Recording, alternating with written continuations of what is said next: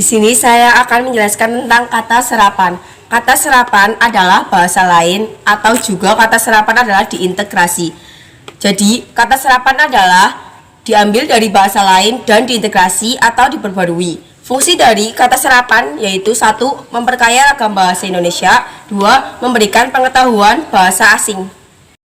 Nah, sekarang kita akan mempelajari tentang proses kata serapan. Kata serapan memiliki 3 proses, yaitu adopsi, adaptasi, dan juga terjemahan. Yang pertama, kita akan belajar tentang proses adopsi. Proses adopsi memiliki makna yang sama, lafal yang sama, dan juga ejaan yang sama. Contohnya pada kata hotdog, plaza, dan supermarket. Ketiga kata ini berasal dari bahasa Inggris. Nah, mengapa diadopsi? Karena ketiga kata ini tidak ada dalam bahasa Indonesia. Misalkan pada kata hotdog.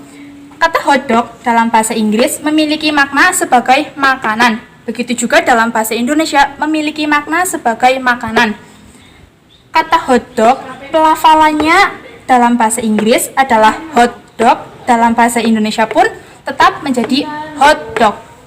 Ejaannya pun sama. Dalam bahasa Inggris, kata hotdog memiliki ejaan HOT-DOG. Begitu juga dalam bahasa Indonesia memiliki ejaan HOT-DOG. Nah, itulah proses kata yang pertama, yaitu adopsi. Kita lanjut ke proses yang kedua, yaitu adaptasi.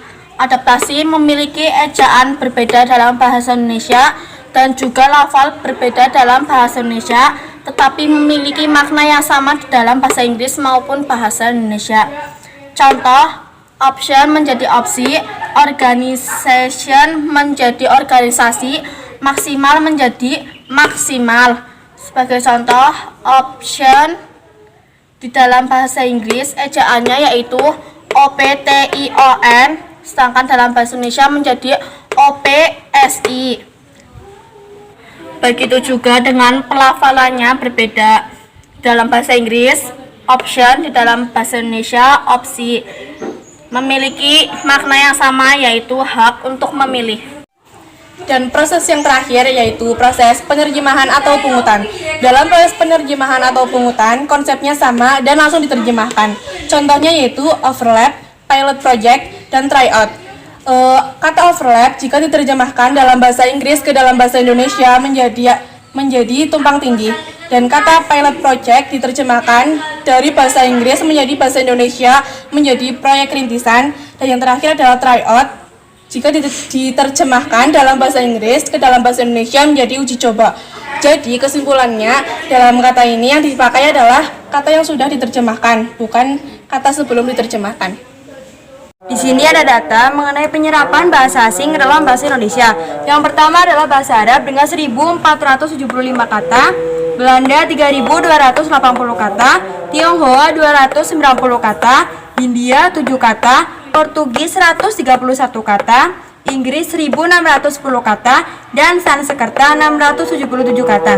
Artinya, bahasa Indonesia lebih banyak menyerap bahasa Belanda dengan 3280 kata dan menyerap bahasa paling sedikit yaitu Hindia dengan 7 kata. Sekarang kita akan melihat contoh-contoh kata serapan dari bahasa asing. Yang pertama, dari bahasa Inggris, misalnya edition menjadi edisi, aerobik menjadi aerobik. Yang kedua, pada bahasa Belanda, dosen menjadi dosen, atlet menjadi atlet. Pada bahasa Arab, khabar menjadi kabar, dan makalatun menjadi makalah. Pada bahasa Jawa kuno, duraka menjadi durhaka, cahya menjadi cahaya. Pada bahasa Cina, encang menjadi paman, dan encing menjadi bibi. Pada bahasa Portugis, banco menjadi bangku, dan bolu menjadi kue bolu. Jadi kesimpulannya adalah kata serapan dibagi menjadi 3 proses, yaitu 1. Proses adopsi, 2. Proses adaptasi, yang ketiga proses terjemahan atau pungutan. Dan setiap kata serapan diserap dari berbagai bahasa, bukan hanya bahasa Inggris saja.